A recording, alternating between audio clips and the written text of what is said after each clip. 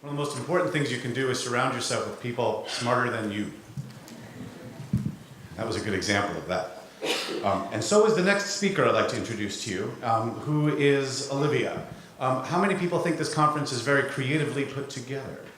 Yeah, that's Olivia Buidling's doing. Late poet Mary Oliver, and it's so sad to say late ahead of that, offers some compelling instructions for living a life when she says, pay attention, be astonished, and tell about it. And our next speaker, Olivia Buidling, lives her life by this simple but deceptively difficult creed. She is our creative director for this conference. She's a powerhouse of a human being. She's an artist. She's a Fulbright scholarship recipient.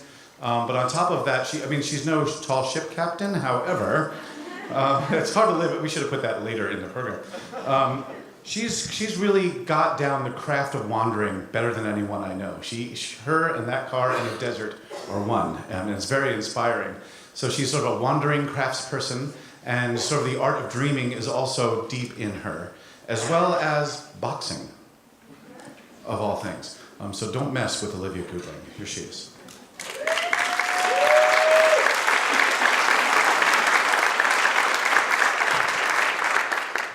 Thanks, Corey. Hi, everyone. I'm so very honored that I got to work on creating interactive components at this Elevating Impact Summit. Thanks especially to Mikhail Schneidman for the sculpture out in the lobby, and thanks to Corey, Courtney, and Angela, and thanks to our musician Joe Kai, who you will all see very, very soon. So there's a lot of really amazing content that's being put on stage here today. However, I can guarantee you that you will probably forget most of what you will learn here today. Because as we know, life is going to happen and there's going to be this tsunami of responsibilities that's going to cover up all of this good insight. But here's the cool part about patterns. Let's think about life as a big mosaic of moments. There's one moment right there. One little piece. Moments are adding up to a big picture, which is a life. And our life is this personal quest for answers, solutions, purpose, progress, whatever you're looking for. And I believe that the more wonderful moments we can add to our personal mosaic, the better the chances that we are leading a life of purpose. So let's look at today as a case study to get more skilled at recognizing those little moments.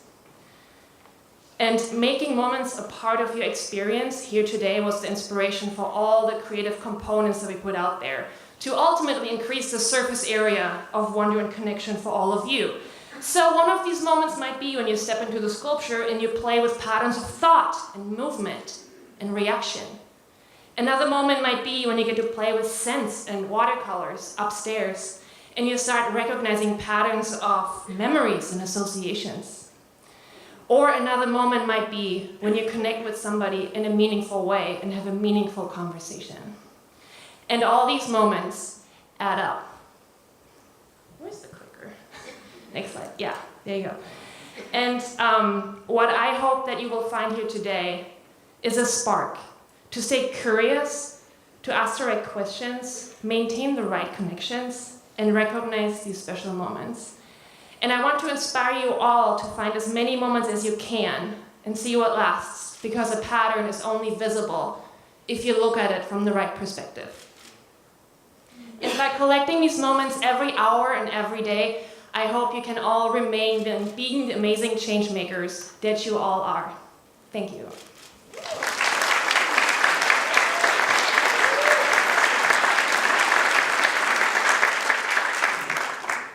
Do you see what I mean? Do you see what I mean? Yeah. The word mosaic, the root of the word mosaic, shares the same root as the word muse, which is something that's inspiring.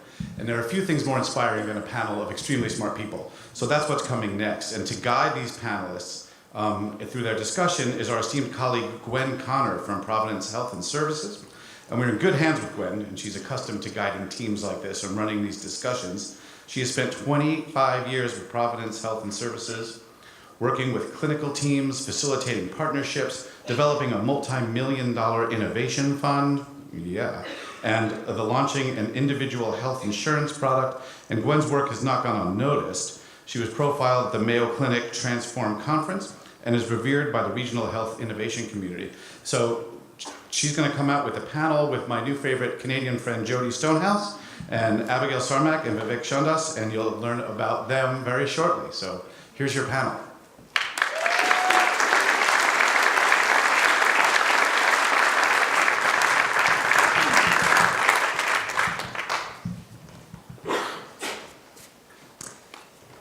I feel like we're Oprah here, huh? How is everyone? Doing good? All right. All right, I have a little unique introduction here. I'm gonna try to frame our discussion here for the next 40 minutes. So I'm gonna begin by sharing a quote from American environmentalist Paul Hawkins and really frame how we might think about from this big, complex global problem, social innovation and patterns. Global warming isn't happening to us, it's happening for us. It's a gift. Every system without feedback dies. This is feedback. It's an offering to reimagine who we are and what we can create with our minds, our hearts, and our brilliance. So some of the themes that I invite you to listen for today, just using that analogous problem as a framework, are humans don't like negative feedback, do we? Is there anyone in the audience who likes negative feedback? Stone quiet. All right. Well, let's think about what opportunities are we missing when we ignore patterns or feedback? And what would be some of the value in being present in that discomfort and the power of listening? Another theme I'd invite you to think about is, and look for in our conversations, is our destiny is really linked to actions of others. From that quote, we're really dependent on each other. So how are we reaching out to others across networks to restore, regenerate, and grow? And lastly, social change is in all of us. And how can we accept these gifts and be catalysts or agents of change? So some things for you to think about. So we're going to begin with just rapid fire introductions here, and we're going to start with Jody Stonehouse, media producer, storyteller, wave maker, and my favorite description, transmographer. So Jody, if you could begin by just describing your role as seen through this lens of patterns, where we're making observations and connections between really disparate events. Thank you for the introduction. As you mentioned, transmographer. For me, that's about how can we do our work humbly? How do we make changes in a way that impacts other people's lives but doesn't necessarily lift us to be brilliant, shining stars? And often in our society, that's the goal. How many hits, how many likes, how many this, that, how many millions of people follow us? And the transmographer is about being a secret agent and, creating positive change. And so for me, the pattern is about how can we quietly make positive change for our neighbors, for the ones we love, and for those we don't know. Great. Secret agent, I like that. Vivek. Vivek has mapped every tree in Portland, which I'm very fascinated with, and I'm hoping he's going to talk about that a little bit today, and has some of the best heat mapping technology in the world. But from this framework of patterns, tell us a little bit about your role. Sure. I'm just starting with the idea that right now, as you all sit here, there are tens of thousands, if not hundreds of thousands of students that are walking out of their classrooms right now. I think that in and of itself is pretty compelling in terms of a people's movement to what Paul Hawkins' quote that Gwen brought up earlier is really talking about patterns. There's a pattern and a recognition that enough is enough. We've got a tremendous climate catastrophe that's right on our heels. And if we're not immediately able to act and get the mobilizing that we need across generations, then this is a pattern that's going to be pretty stark in terms of what our futures will look like. So one of the things I spend a lot of time thinking about is how do we get communities to ask the question of why? How do we get communities to really support their own ideas and change their local environments so that they can withstand some of these pretty massive shocks that are already being seen across the planet? Great, thank you. And Abby, spending 20 years living and working in Senegal, Ecuador, Philippines, and Italy, tell us about your framework that you're using around patterns. Well, 10 years of that was here in Portland too. So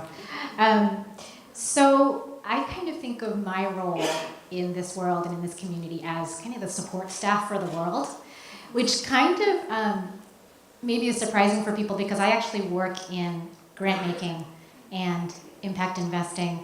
And that's typically seen as an earlier speaker talked about, being on high and making that decision-making role.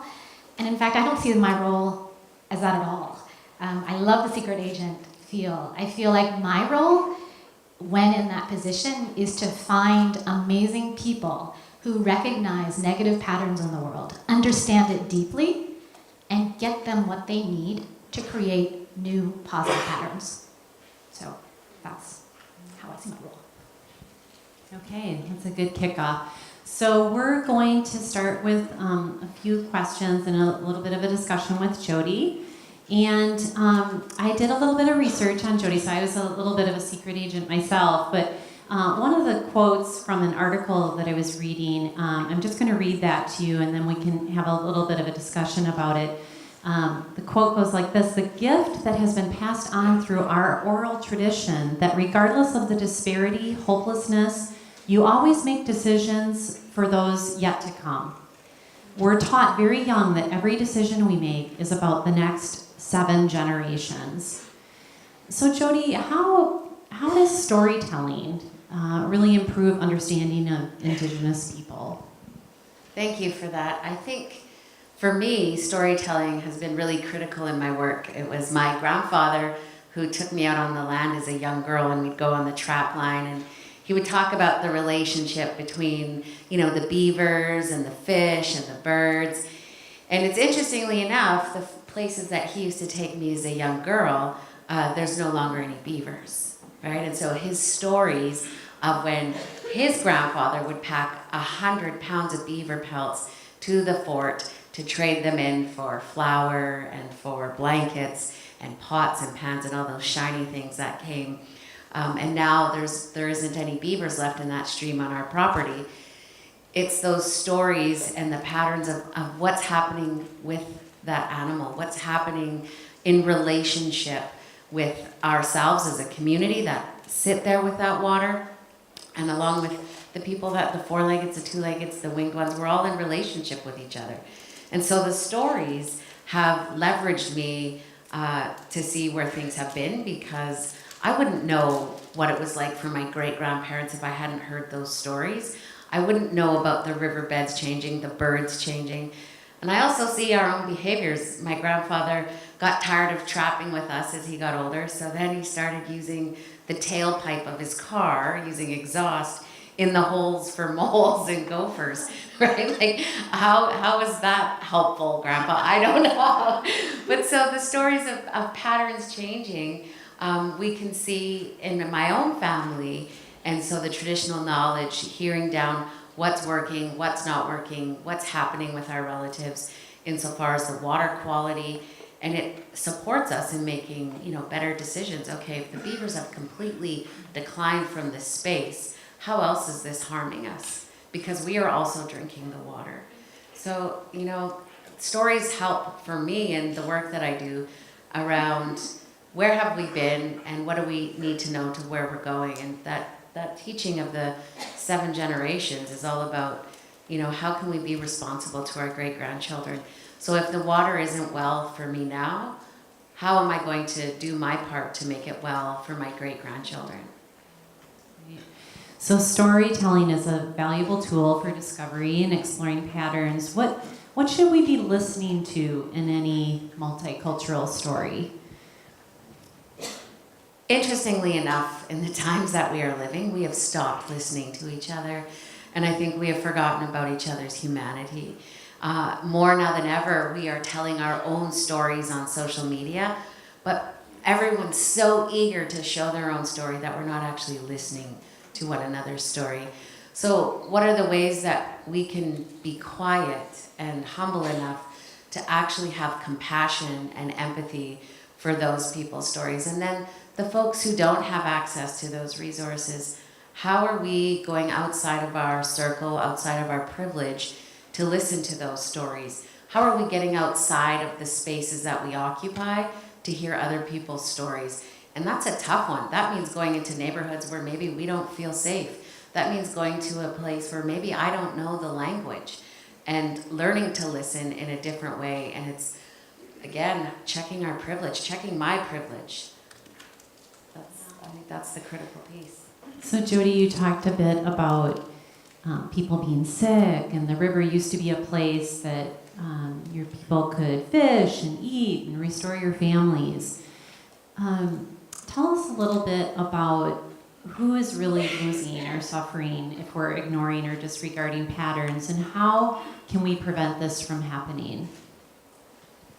I don't know the answer for preventing. You're a superhero, yeah, right. I should have worn my cape, I apologize.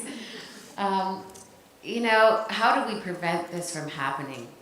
I think it is happening, so we can't prevent it. So now, what are we going to do to shift it? What are we going to do collectively? And I think these young people stepping out today, wow, how powerful is that the young people are actually telling us enough is enough. Like, we need to change the way we occupy this world, whether it's how we drive our cars, how we use our iPhones, the ways in which we produce the chairs that we sit on. We have to rethink, reimagine the way we occupy ourselves in the world. And the children are the leaders, and they are telling us, they are leading themselves out the doors and saying it's time to do things differently. And so for me and my work, it's all about engaging the young people. In every production that I do, there's always a team of young people, and they're the ones in charge, along with the elders. So we partner the old people, the young people, and together, I just find the resources to ensure that we're able to fulfill the vision of the young and the old people, because in order to know where we're going, we have to know where we've been. And so I find that partnership to be a really profound and powerful one. Jody, let's add Vivek and Abby in this conversation. So what are the kinds of tools that you're using to reveal patterns, or methods that you're using in addition to storytelling? Sure, I can start with that. I spent a lot of time looking at data sets at the intersection of cities, climate, and adaptation. What is it that we can do to actually prepare?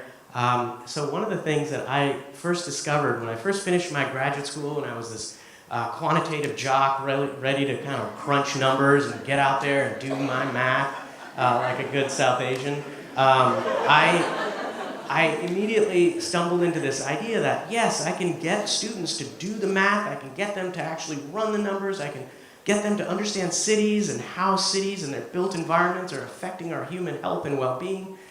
And they would submit their final reports with a bunch of coefficients as their results. And so part of where I have, at least I hope, to continue to grow and think about this is very similar to how Joey's thinking about this as well, and has been thinking about this, I suspect, is how did those data sets, how did those analyses translate into stories? What are the testimonies, the ways in which I can evaluate, understand the patterns of these numbers and of the significance of these numbers such that they can actually be folded into a story? And so all of my undergraduate, graduate classes are largely, surprisingly to me and my engineering family, very much about storytelling and about what is it that we are able to tell as a result of some of these analyses. And so the analytical work has been much more surprising to me about not necessarily just doing it in the traditional sense, but starting with what are the ways in which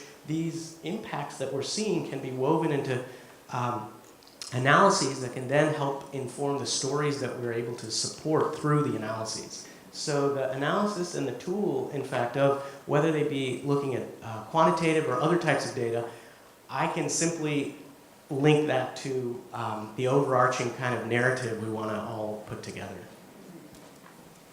Vivek, you shared with me a beautiful story that I think exemplifies this kind of blend of science with storytelling. And, some people have said part of the challenge with some of these big, complex global problems like climate change is it's often invisible to us. And so how can it be made more visible? And how have you worked with people and students to really make that possible? Sure.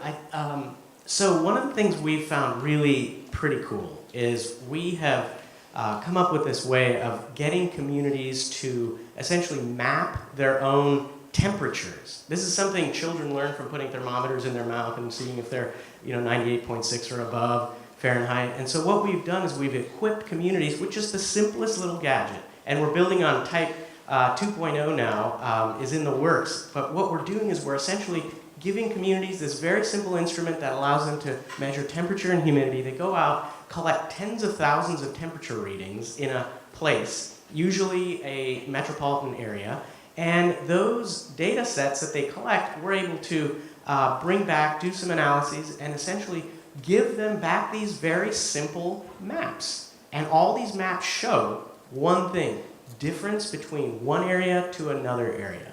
So as you drive around and you see these banks that have different temperatures on them, it turns out that's actually true. We found, for example, in this metro region, about 18 degrees Fahrenheit difference across one neighborhood to another.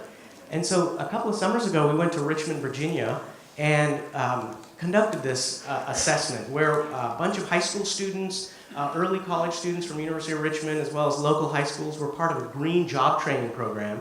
And we essentially brought our very simple technology to them. They got on their bikes, got in their cars, and they drove around in these very specific areas. And then we talked about climate and how far and distant thing it is, how hard it is to wrap their mind around. And they were like, whatever, climate schmimate, I don't really want to think about that. So we ended up then just giving them a map at the end of that by showing them that Richmond, Virginia, in the neighborhoods that these kids live, were actually, in the very same way, actually about 20 degrees warmer than the neighborhood just next to them. And that was the moment. That was the moment they suddenly said, why? Why is that the case? And that was where I just had to stand back and not try to tell them as a professor why it was the case. I let them take that question and just run. And what was fascinating is on the side, we looked at ambulance data, where ambulances had been called when there was a heat wave coming through Richmond, Virginia, and the hottest places in Richmond, Virginia, and the ambulance calls during heat waves lined up 1 to 1.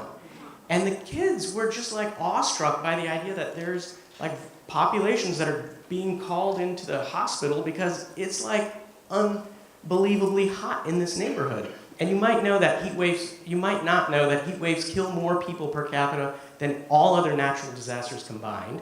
And so this really took them aback, and they started then immediately thinking about, wait, this is a local problem. This is something we can actually try to understand. And as they were doing that, they started asking the question of what can we do about this? Why is that neighborhood cooler than this neighborhood? And these kids were tremendously compelling, and I was just biting my tongue and just stepping back, and they just started getting into it. They went to Lawrence Berkeley Lab website to look at what was the understanding of the relationship between dark colors on a surface and large buildings and trees, etc. And they took into their own hands this whole idea of how do we tell a story about how we change our neighborhood.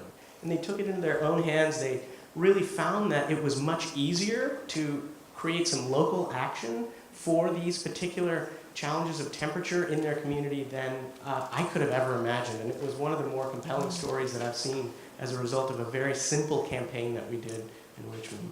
Great, thanks for sharing. So brought it very personal to them. So social entrepreneur Al Advansky defines social innovation as a combination of the old and the new, accompanied by a dash of surprise. So this is a question for each of you, whoever wants to take that, Abby. How has that definition kind of played out in your work? Sharing a bit of the old and the new and that combination. Well, so maybe I should step back and say, what is my work? And so I actually work in philanthropy and advising individual philanthropists, in particular grant makers, on how to promote companies that are doing good in the world. So whether that's social enterprise or companies in their portfolio that they would wish promoted more impact, social and environmental positive impact in the world. So how the old and the new and the surprise comes along is when I first began in philanthropy, it very much felt like an overwhelm, just completely overwhelmed by all of the amazing things being done in the world by young people, by old people, by how do you focus on that? Overwhelmed by that, the things that you could support. And in fact, over time, having worked with many individuals that are giving and investing now in new ways, I found that the framework for identifying patterns that has seemed the most useful to me, and I realized it actually during the pitch fest, I was automatically falling into it, was use of stories and use of data. So you capture with the heart, with the story. You heard all those stories in the pitches, right? That's what caught you. But you keep it, especially if you're pitching, you keep it with the data and evidence behind it, right? So really you need both to be successful in anything you do. So, that's maybe the dash of surprise is, it's not just that you've got great numbers and it's not just that you've got a great story. You always need to marry them. And with an investor or a funder head, you may capture in a pitch the heart, and they'll say, oh, I want to talk to you more. But unless you've got those reams of data, either that you yourself have done or you partner with others to find the evidence there, the data that's brought it home, or the story that's real and authentic, I'm not going to be successful in raising that first round, or raising that, or even, getting to where you want to go. So. Abby, you talked a bit about, you've spent a lot of your life around impact investment. What is the real intent of that? And what kinds of things are you seeing historically that really make this maybe the moment for impact investing? Well, actually, there are probably better experts in the room than I about this, but so in addition to working with foundations and individual philanthropists, I also currently work with Impacto, which is an accelerator of triple bottom line companies in Ecuador. I just recently moved back from Ecuador and back in Portland.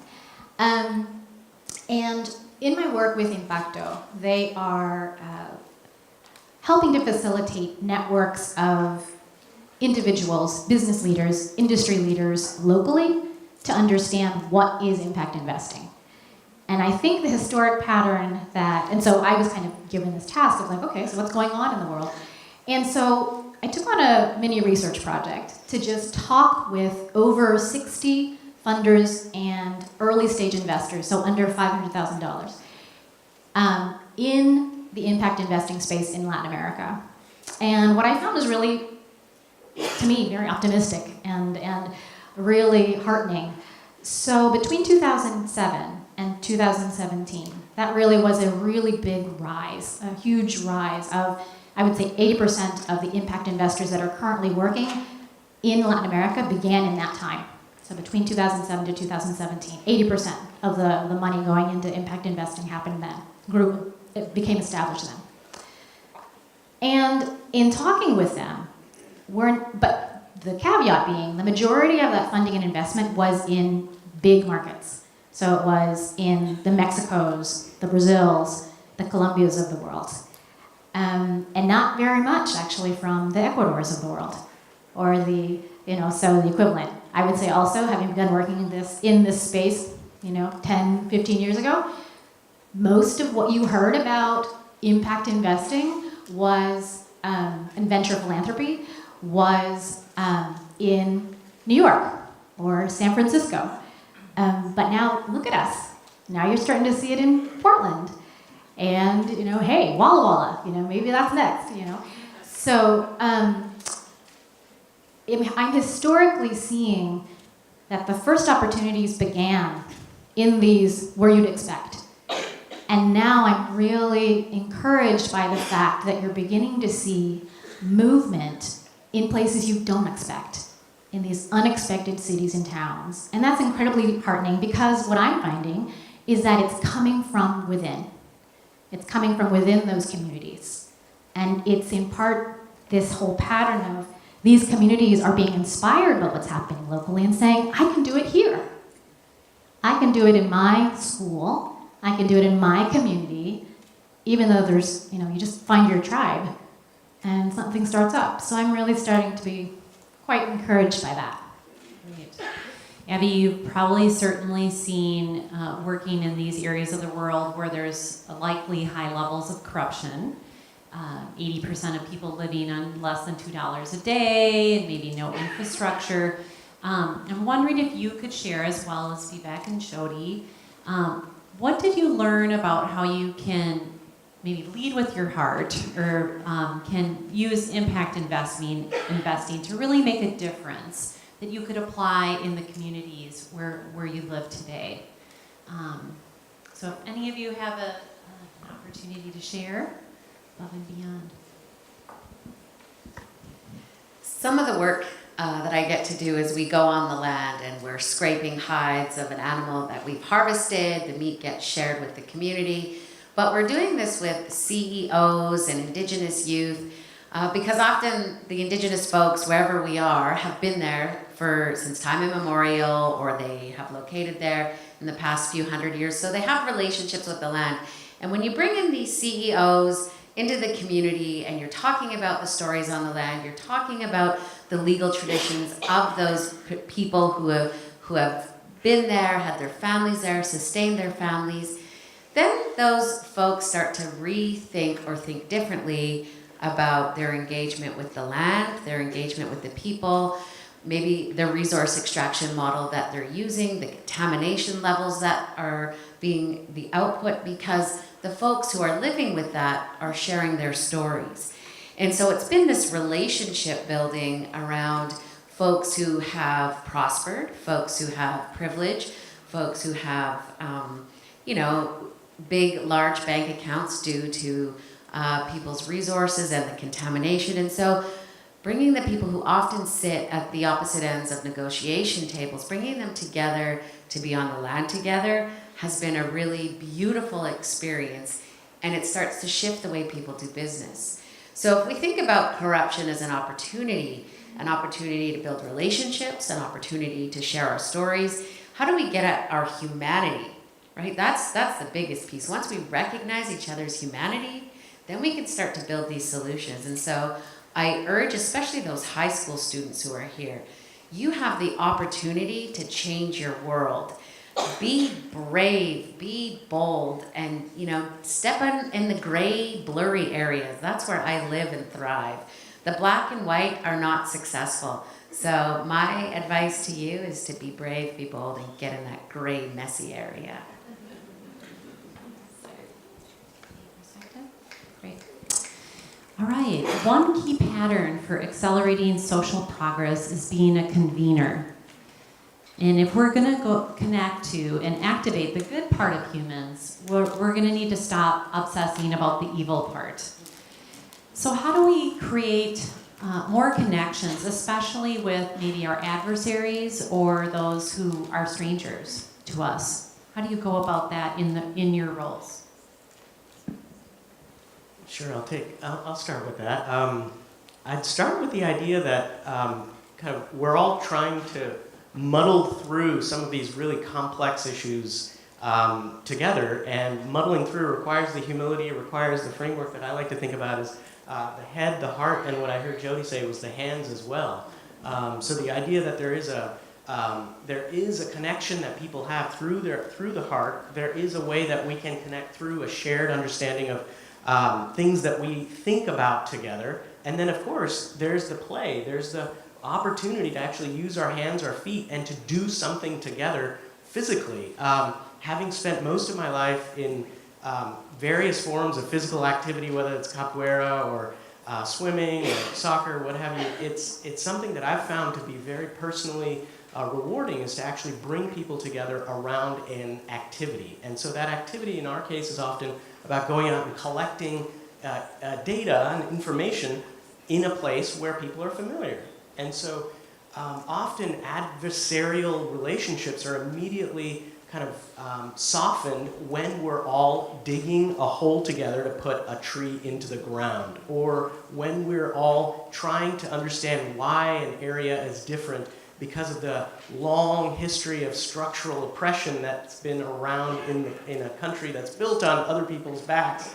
And so what we end up seeing is that there is actually commonality in our beliefs about what might be there for us to make a better world. So the idea of play I really come back to, and the idea of really being able to be engaging with people on a physical level through whether it be environmental projects, which is what I'm most familiar with, though also all kinds of make, think, code, these activities where groups of often high school women are coming together to be able to actually develop platforms that might help address a social ill that they all really care a lot about. So whatever it is, just kind of physically getting an activity going is often a great way to quell the adversarial relationships I've found. So I've thought a lot about this, actually, kind of more as a parent in a way, rather than as in my work, although it has implications. And I was reading this story to my son. It's called a book called The Three Questions. You guys, if you've heard of it, it's an picture book adaptation of a Tolstoy story about who's the most important person, what's the most important time, and what's the most important thing to do. And I would actually apply that to anything you do. I certainly apply that actually to the people I engage with, whether it's an individual philanthropist or an entrepreneur that I love to mentor. But basically the answer being, the most important person is the one you're with. The most important thing to do is to do something good for that person. And the most important time is now. So just for me, when you gather, whether it's through sports or here, when you're talking to people, when you're pitching to a funder or an investor, it's who is that person? What is their passion, and how can I help them?